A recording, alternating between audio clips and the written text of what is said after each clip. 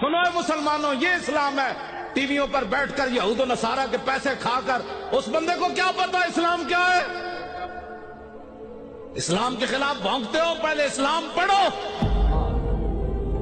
یہ میرا خیال ہے مسئلہ ایسے ہونا چاہیے، تمہارا کیا خیال ہے مسئلہ ایسے ہونا چاہیے؟ گستاخ رسول کی ایک ہی سزا، بس۔ معزز سامعین، ہالینڈ کی اسلام دشمن سیاسی جماعت فریڈم پارٹی کے سربراہ ملون گیرٹ ورلڈز نے ایک بار پھر دنیا کا امن داؤ پر لگاتے ہوئے گستاخانہ ہاکوں کی نمائش کا اعلان کر دیا ہے۔ یہ مقابلہ بھی ہالینڈ حکومت کے تعاون سے ہالینڈ کی ڈچ پارلیمنٹ کی عمارت میں منعقد کروانے کا اعلان کیا گیا ہے، جس میں شہریوں سے آن لائن گستاخانہ ہاکے جمع کروانے کی درخواست کرنے کے ساتھ ساتھ یہ بھی اعلان کیا گیا ہے کہ یہ مقابلہ براہ راست سوشل میڈیا پر بھی دکھایا جائے گا۔ پھر کوئی مسلمان اٹھ کر یہودی کتوں کو قتل کر دے تو یہ پوری دنیا میں رونا شروع کر دیتے ہیں کہ مسلمان دہشت گرد ہیں۔ یورپ میں ہولوکاسٹ پر بات کرنا بھی جرم ہے، مگر یہ حرامزادے ہمارے نبی کریم صلی اللہ علیہ وآلہ وسلم کی شان میں گستاخی کو غلط نہیں سمجھتے۔ اسلام کو ایک مرتبہ پھر تلوار کی ضرورت پڑ گئی ہے۔ یہ ہالینڈی یہودی پیار سے نہیں مانتے تو تلوار سے ان کا سر تن سے جدا کر دینے چاہیے۔ ہم مسلمان سب کچھ برداشت کر سکتے ہیں، لیکن اپنے نبی صلی اللہ علیہ وآلہ وسلم کی شان میں گستاخی ہرگز برداشت نہیں کر سکتے۔ ہمارے پیارے نبی صلی اللہ علیہ وآلہ وسلم نے ارشاد فرمایا، تم میں سے کوئی شخص اس وقت تک کامل مومن نہیں ہو سکتا جب تک کہ میں اس کے نزدیک اس کے باپ، اس کی اولاد اور تمام لوگوں سے بڑھ کر محبوب اور عزیز نہ ہو جاؤں۔ صحیح البخاری رقم 14۔ اس ملعون نے یہ ہاکے پوری دنیا میں نشر کرنے کا اعلان کیا ہے اور بہترین گستاخانہ ہاکے بنانے والے کو انعامات دے کر مسلمانوں کے ایمان کو آزمائے گا۔ ملون گیرٹ ورلڈ کا کہنا ہے کہ یہ نمائش ملک میں آنے والے شامی پناہ گزین مسلمانوں کو روکنے کے لیے کیا گیا ہے تاکہ ہالینڈ کے شہری مسلمانوں سے نفرت کریں۔ اسلام امن کا درس دیتا ہے اور یہ یہودی دوسرے مذاہب کے خلاف اپنا بغض نکال کر اپنی اصلیت خود ہی دنیا پر ظاہر کر رہے ہیں۔ یاد رہے، گیرٹ ورلڈ سخت اسلام مخالف نظریات رکھتا ہے۔ 2017 میں اس کی پارٹی الیکشن میں دوسرے نمبر پر آئی تو اس نے الیکشن کے بعد فوراً ہالینڈ کی پارلیمنٹ میں قرآن کی اشاعت، تقسیم اور نقل و حمل پر پابندی کا بل پیش کیا تھا۔ اس کے علاوہ اسی گیرٹ ورلڈ کی اما پر ڈچ حکومت نے ملک بھر میں مسلمان ماؤں بہنوں کے نقاب، حجاب اور برقع پر پابندی لگوائی تھی۔ ہالینڈ کی ڈچ حکومت بھی ملعون کے ساتھ ہے۔ گستاخانہ ہاکوں کی نمائش کے لیے سیکیورٹی دینے کا اعلان کرتے ہوئے یہودی ڈچ حکومت نے یہ نمائش ڈچ پارلیمنٹ میں کرنے کی نہ صرف اجازت دی ہے بلکہ مکمل سیکیورٹی بھی فراہم کر رہی ہے۔ گیرٹ ورلڈ کا ماضی اسلام و قرآن سے دشمنی پر عبارت ہے۔ یہی ملعون ماضی میں کئی گستاخانہ فلمیں اور ہاکے بنوا چکا ہے۔ یاد رہے، اس سے پہلے فرانسیسی گستاخانہ جریدے چارلی ایبڈو نے بھی 2015 میں گستاخانہ ہاکے شائع کیے تھے، جس کے نتیجے میں اس جریدے کی آفس پر بھاری ہتھیاروں سے فائرنگ ہوئی تھی، جس میں 12 اسٹاف ممبرز اور سیکیورٹی اہلکار ہلاک ہوئے تھے۔ یہودیوں نے اس فائرنگ کا الزام بھی مسلمانوں پر لگا کر پوری دنیا میں رولا ڈالا تھا کہ مسلمان دہشت گرد ہیں اور اسلام شدت پسند مذہب ہے، جبکہ ان کو گستاخانہ ہاکے چھاپ کر دوسرے مذاہب کی دل آزاری کرنا کوئی غلط اقدام لگتا ہی نہیں۔ ان کے اپنے ملک میں کوئی ہٹلر کے ہاتھوں یہودیوں کی نسل کشی، ہولوکاسٹ پر کوئی بات بھی کرے تو اسے پکڑ کر جیل میں ڈال دیتے ہیں۔ ہولوکاسٹ پر بات کرنا بھی گناہ سمجھتے ہیں اور قانوناً جرم قرار دیتے ہیں، لیکن مسلمانوں کے نبی رحمت للعالمین صلی اللہ علیہ وآلہ وسلم کی شان میں گستاخی کرنا ان کے نزدیک کوئی معیوب کام نہیں ہے۔ ہالینڈ کے مسلمانوں نے تمام عالم اسلام اور مسلمان ممالک سے پرزور اپیل کی ہے کہ اپنے ذرائع سے ہالینڈ کی حکومت پر دباؤ ڈالیں کہ وہ گستاخانہ ہاکوں کی نمائش روک دے، ورنہ نتائج بھگتنے کے لیے تیار رہے۔ ہالینڈ کے سورکی کے اندر اسی حضور کے خاکے کا مقابلہ کرانا ہے کوئی دنیا صلاح الدین ایوبی جڑا آج اتوں للکارے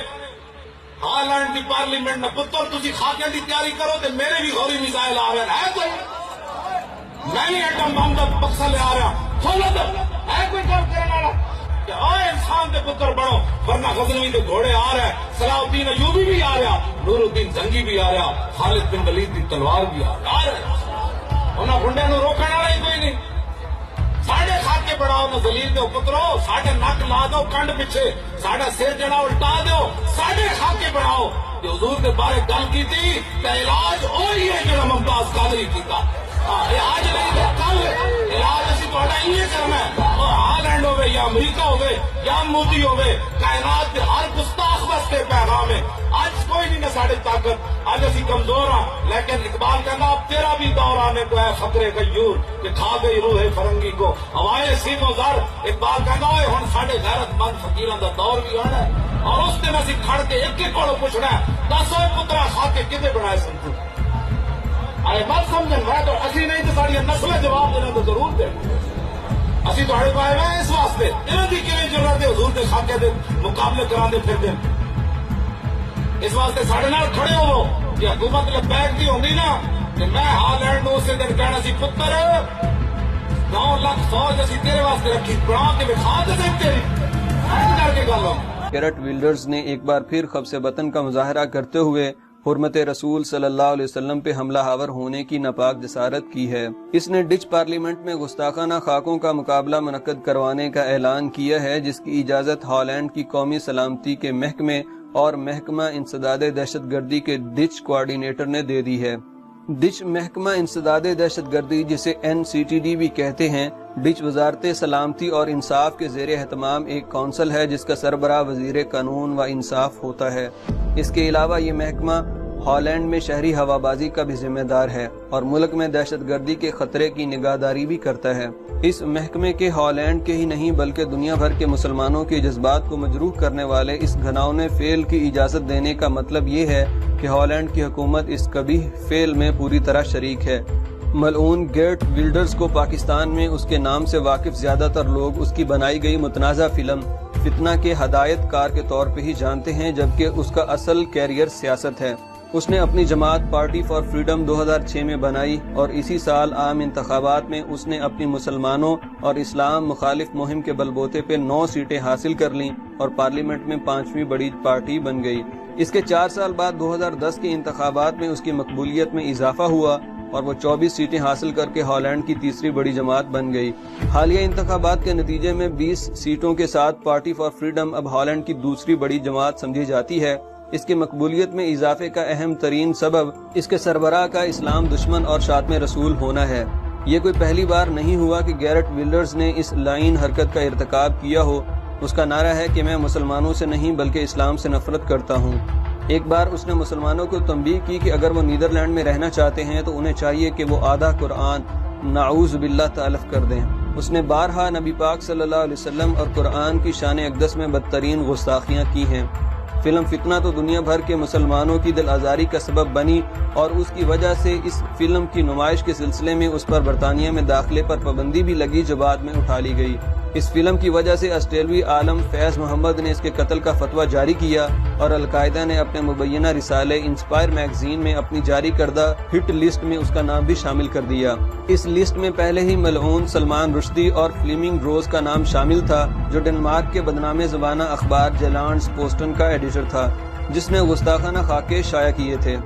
اسی فہرست میں بعد ازاں فرانسیسی اخبار شارلے ہیبدو کا صحافی اسٹیفن کارب کا نام بھی شامل ہو گیا جو شارلے ہیبدو پہ حملے میں مارا گیا تھا۔ گیرٹ ولڈرز چونکہ مارا نہیں گیا تھا اس لیے اس نے ڈچ پارلیمنٹ میں گستاخانہ خاکوں کے مقابلے کا اعلان کر دیا جبکہ ڈچ پارلیمنٹ کے اسپیکر ختیجہ عرب ایک مراکشی مسلمان ہیں۔ وہ اس ملعون جسارت پہ دلگیر ہیں اور انہوں نے غالباً اس سے برات کا اعلان بھی کیا ہے۔ اس پر گیرٹ ولڈرز نے انہیں تانا دیتے ہوئے یہ کہا کہ اس عورت کے دل میں اپنے نبی صلی اللہ علیہ وسلم کی محبت اپنے ملک سے زیادہ ہے۔ اس ملعون اور اس جیسے دوسرے شاتمان رسول کو اچھی طرح علم ہے کہ ہر مسلمان کے لیے اس کے نبی صلی اللہ علیہ وسلم کی محبت ہر شے سے بڑھ کے ہے اور وہ اسی لیے ایسی ناپاک جسارتیں کرتے رہتے ہیں اور حسب توفیق جہنم رسید ہوتے رہتے ہیں۔ یہ بات قابل توجہ ہے کہ ہالینڈ میں مراکشی مسلمانوں کی بڑی تعداد آباد ہے جو مختلف مواقع پہ ہجرت کر کے نیدرلینڈ میں مقیم ہو گئی۔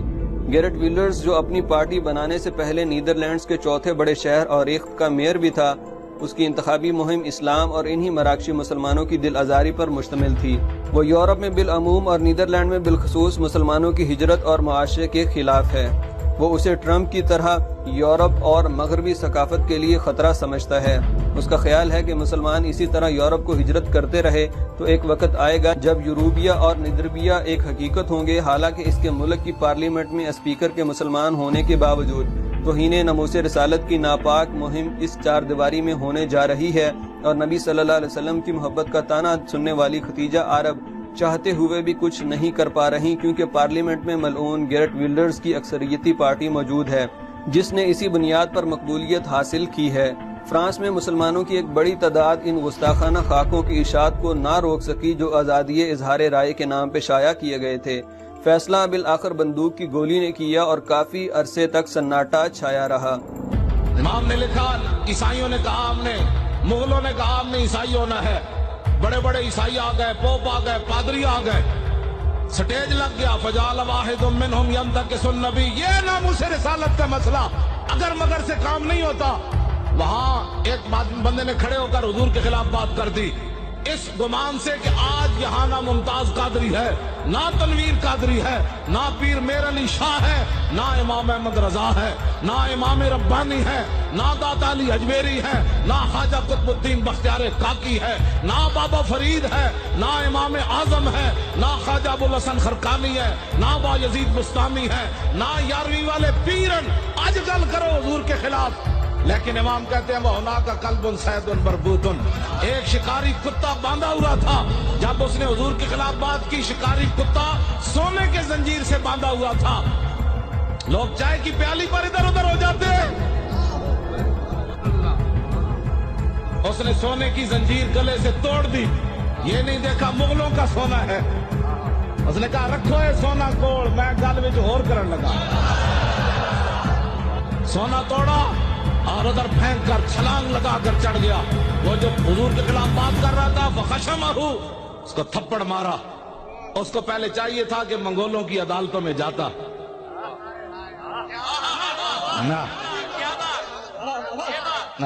پہلے منگولوں کی عدالتوں میں جاتا کہ جی ہمارے نبی کے خلاف بات ہو گئی، آپ کیا کہتے؟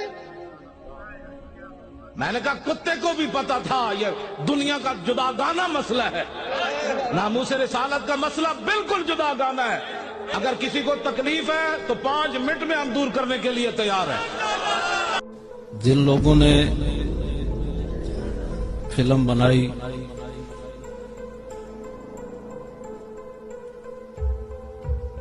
اور وہ ابھی زندہ ہیں،